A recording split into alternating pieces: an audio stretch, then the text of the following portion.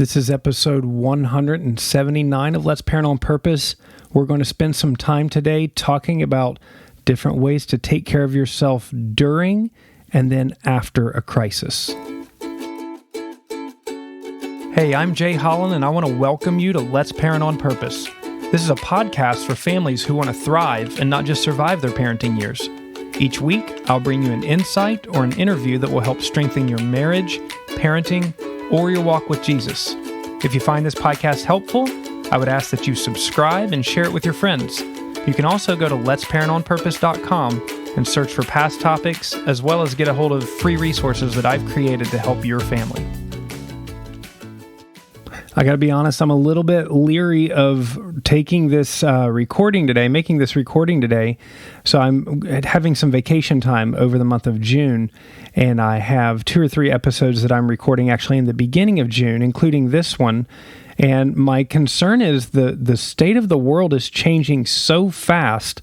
I have no idea what's going to be current or relevant by June 21st of this year. And it's only June 3rd. Now, I know we live in a culture and society that changes on a pretty rapid basis, but it's ridiculous to feel like anything in the world could happen in the next 3 weeks. Regardless of what happens, I do think that today's podcast episode is going to have a lot of benefit for you wherever you are in life.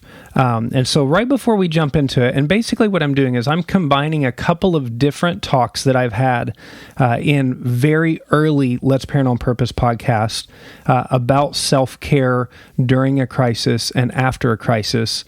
We're going to talk about both of those because I would imagine if you're listening to this right now, you're likely in one of those states or the other.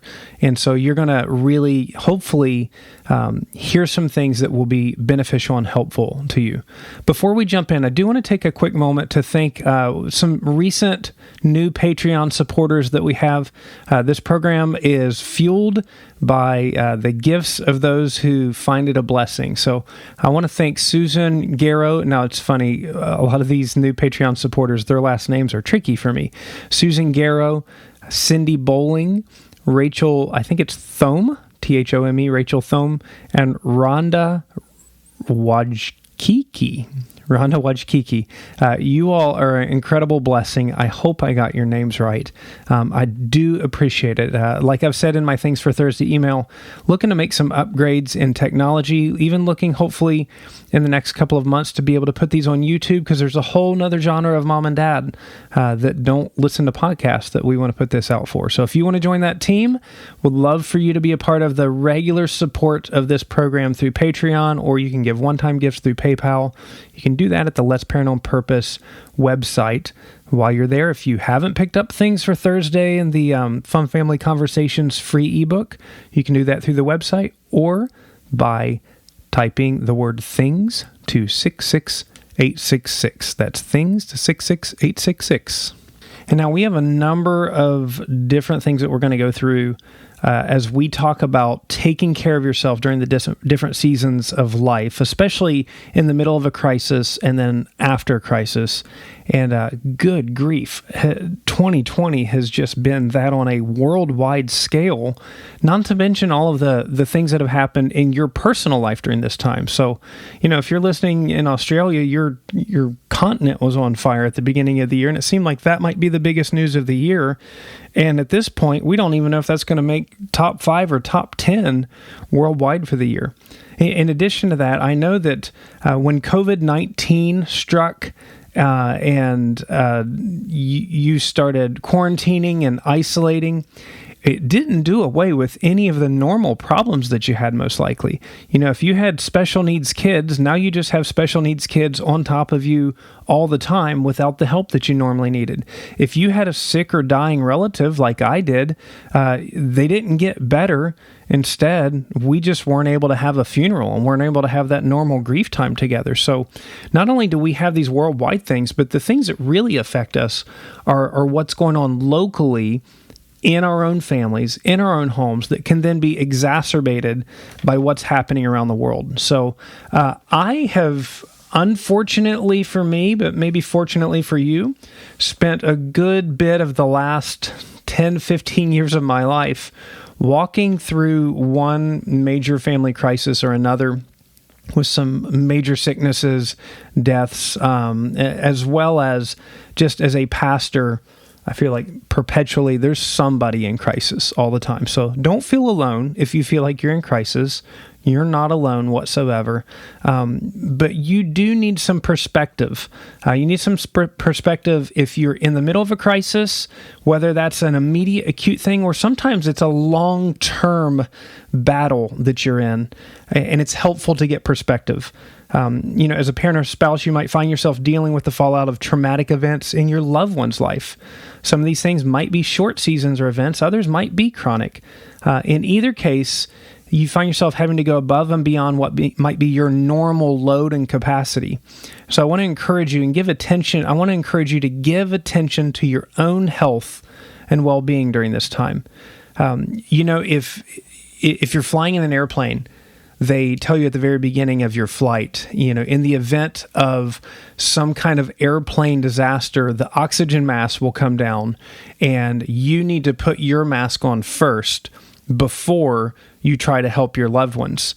And that's not because you're more important than your loved ones. I think, as parents, we would gladly sacrifice our lives for the sake of our kids. But if you pass out on that airplane, not only are you gone, but your kid's probably going to panic and they're not going to get their oxygen on. And now you're both gone.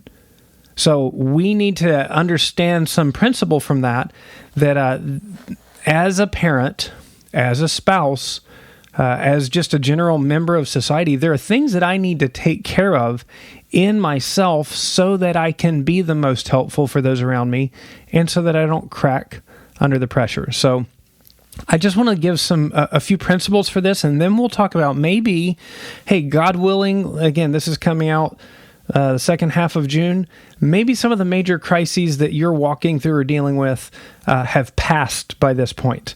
Or you're kind of on the downhill slope of them, and I'll give you some advice for that time as well. So let me just list some things as I jotted down things that I have found to be very helpful while going through higher stress levels, higher load levels of what's expected of me, whether emotionally or physically or spiritually. So first off, lower your expectations. You need to lower your expectations because if you have this extra weight on you of whether it's your thing or somebody's thing in your family, you're not going to be able to continue to do all of the other stuff that you've normally done. You may not be able to provide as high quality of food, or you may not be able to be as available for every friend and family member.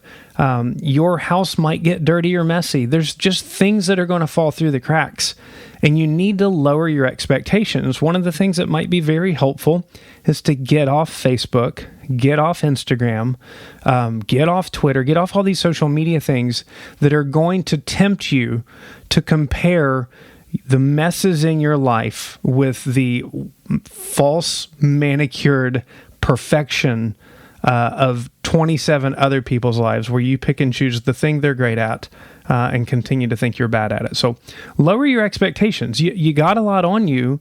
Normal things aren't going to get done as well. Number 2, sleep is highly, highly important. If you are not sleeping, everything else messes up. I'm reading a book right now. The main title is something like "Your Future Self Will Thank You," and it's. I hope to link the resource in here because it's a great book, and I want to get the author on. But it's science behind how the brain works with habits, procrastination, sin, and the guy quotes a doctor in there who says, if I want to destroy your ability to resist temptation, all I need to do is, make sure you only got 3 hours sleep the night before and then got in a fight with your spouse before you walked out of the door. And then you're just shot when it comes to willpower. You need to sleep. That's one of the things during this coronavirus time. I have released myself from my more rigid routine of sleep. I've let myself sleep in because I realize I'm just carrying a lot more at my work. I had to figure out a lot more than normal. So I need more sleep. Along with sleep, food, you need to look at your food as fuel. Not as, I say this having literally just finished an ice cream that I got in the middle of the day, which is bad. I'm going to have a carb crash right after this is done. But you need to start thinking of food as fuel for your body to get through this stuff, and not as a refuge to run through. Food is not your counselor. Food is not the solver of your problems. Food is the fuel that you need to get through this crisis. And so the better you fuel the vehicle of your body, the better it'll perform. And speaking of food, we talk about junk food. We need to recognize junk food and junk time. Now, I'm not rabidly against junk food and junk time, but I think we need to recognize that it is junk food, and there's a lot of things that we do that are junk time. Time you spend on social media is junk time. Maybe a little bit of it's okay. Maybe a show or, your pleasure of what you read or these things. A little bit of junk time's good, because you can't be on point all the time. And how fun is life if you just eat celery all the time? But you do need to recognize that it's junk, and that more than a little bit of junk will junk up your ability to cope with whatever's happening. Another thing that has been harder for me during especially the quarantine time of COVID-19, maybe harder for you as well, is moments of alone time.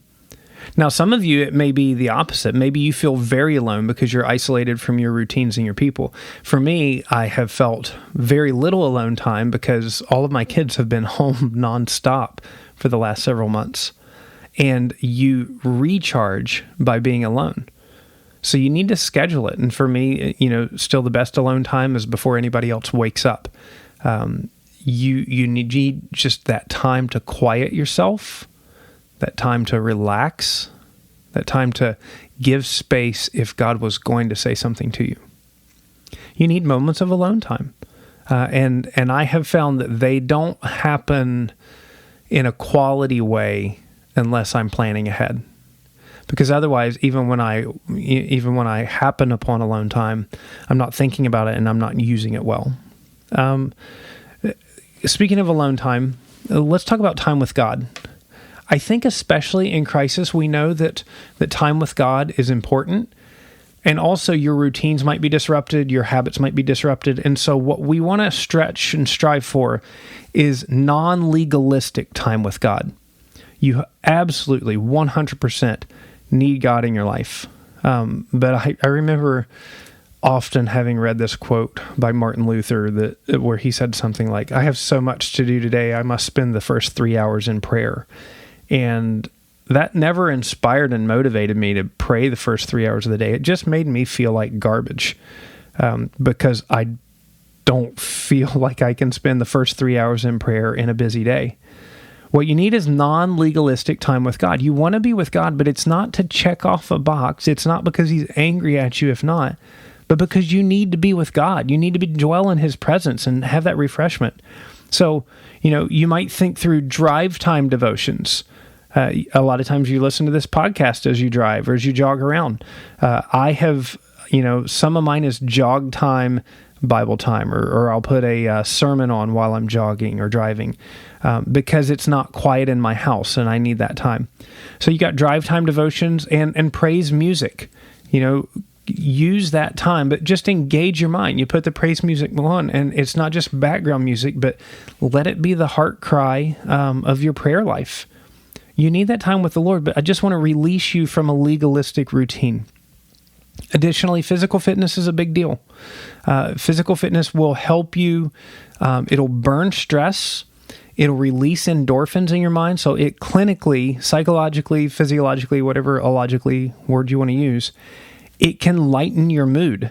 I have been able to really up my running and jogging time during these last couple months, and it's just been such a blessing. I finally got my foot and my leg healed enough to do that, and it's just been a blessing because I feel that release of stress. I feel the dopamine or endorphins or whatever it is that are running through my body, and that physical fitness is a release. Additionally, think about journaling. And by the way, I've given you a bunch of things. I'm going to list all of these in the show notes. this is not a legalistic list.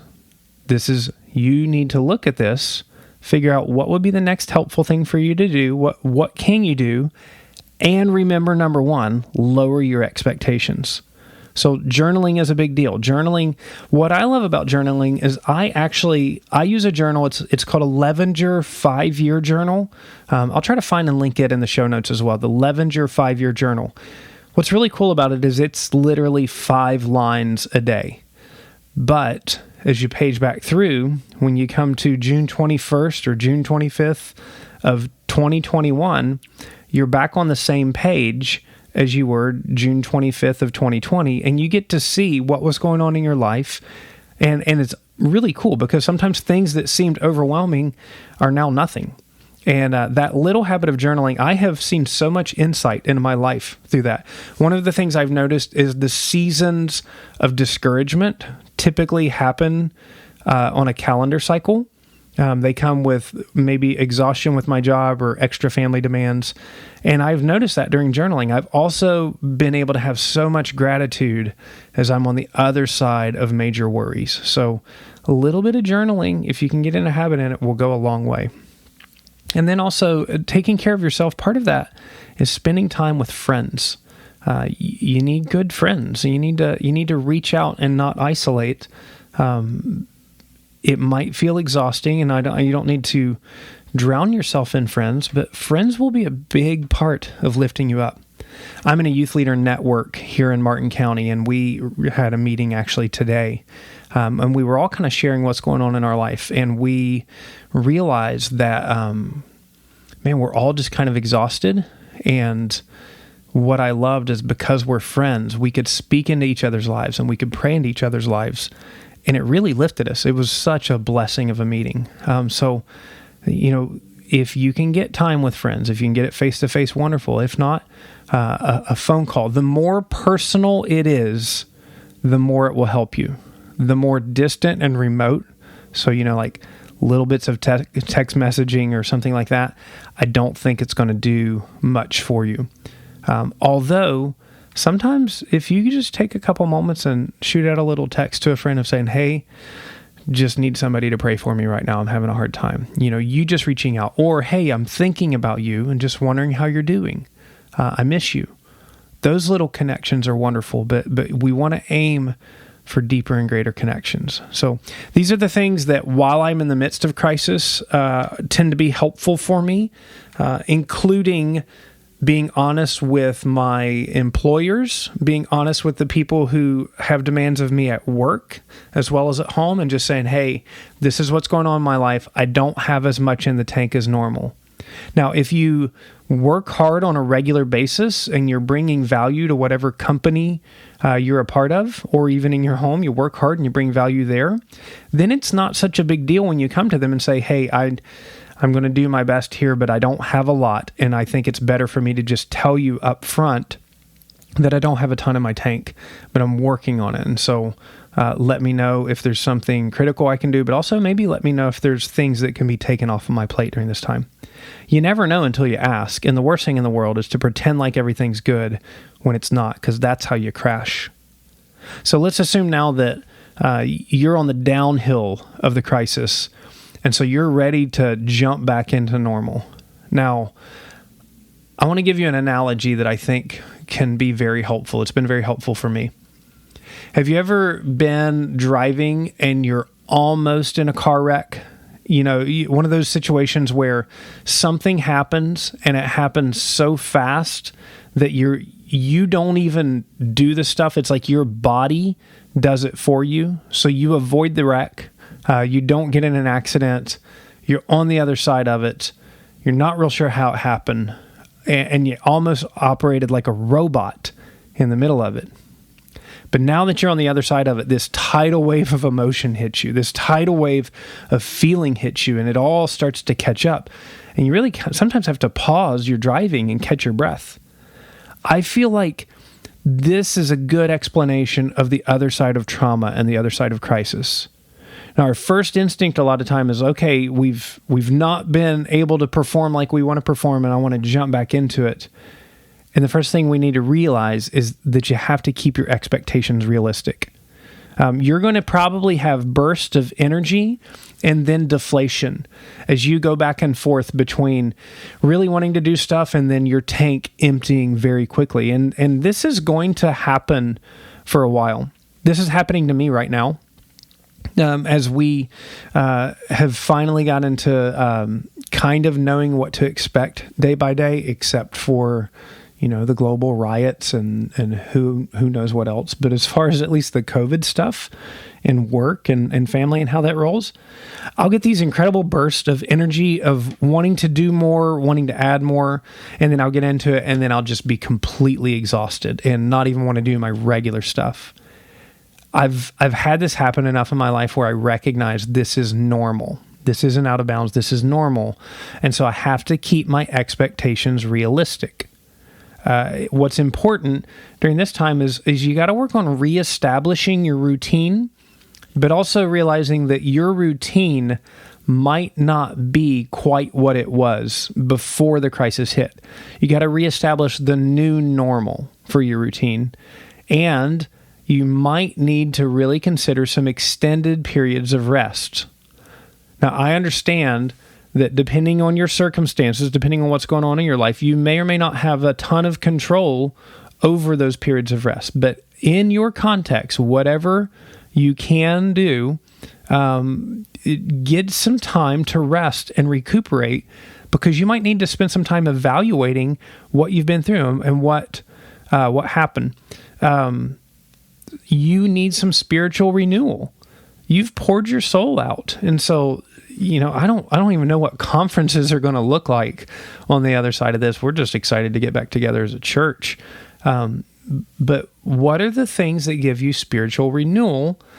If you can, then give yourself to those things. Another one I would encourage, remember you started doing that journal time. Review your journal. Look back in it. See what the Lord showed you during this time. It might be time, now that you're on the other side. There are things that you maybe realize were, like, a lot of times crisis will reveal cracks in your relationships, in your soul, in the way you're doing things, but it's too hard to address in the moment. But now that you're on the other side of crisis, it's time to address those things. Let's not sweep them under the rug, and let's also not let them be the elephant that sits in the room for the rest of our life. So this might be the time that you actually need to go for counseling and therapy. And that could be to get over whatever happened in the trauma and crisis, or it could be to address things that were revealed in the counseling or in the trauma and crisis. I have a teacher, Jim O'Neill. He was my missions teacher, and he's been a longtime mentor in my life. And he gave an illustration one time about life and trials, and it was a visual illustration, and he had a bag of tea with him, and he took that tea and he put it in a pot, and then he poured hot water onto that tea bag, and and the water turned a dark red. It turned the color of tea. And he said, the hot water did not make the tea. The hot water just revealed what was in the tea bag already. And so the same thing can happen sometimes in crisis in our life. The crisis didn't make us do something. The crisis revealed what was inside us. And so sometimes we need to have some counseling. We need to have some therapy. We need to have some follow-up conversations on things that were revealed. And so I just want to encourage you, if you're listening to this and it's striking a chord with you, don't ignore that, address it, and get past it. If you have the opportunity, you might want to schedule some low-impact vacation time. This is not your soul is tired, your body might be tired, your mind might be tired. You don't necessarily need to push everything to the extreme during this time. You need some recovery, and if you got some vacation time, great. If you don't, create little mini vacations in your time after work or your time on the weekends. Just be creative, and if you can anticipate it, then it'll mean a whole lot more as you get into it. Remember as well, you need to recommit to your spiritual community. this is especially important. I think a lot of us have been disjointed, or our spiritual communities have not been able to meet, or they've met through Zoom, which, as wonderful as Zoom is, it's just not the same. And so don't let this crisis have developed a habit in you of isolation and disconnection. Reconnect with your spiritual community. And listen, as a pastor, my job is to be with the church, not only the individuals of the church, but help run the meetings of the church. And I have to admit, after all of this time alone, I know this about myself. I know that I'm an introvert and that I get my energy by being alone. And it feels a little bit overwhelming to think of all of these people coming back around. And I don't even mean because I'm worried about infection.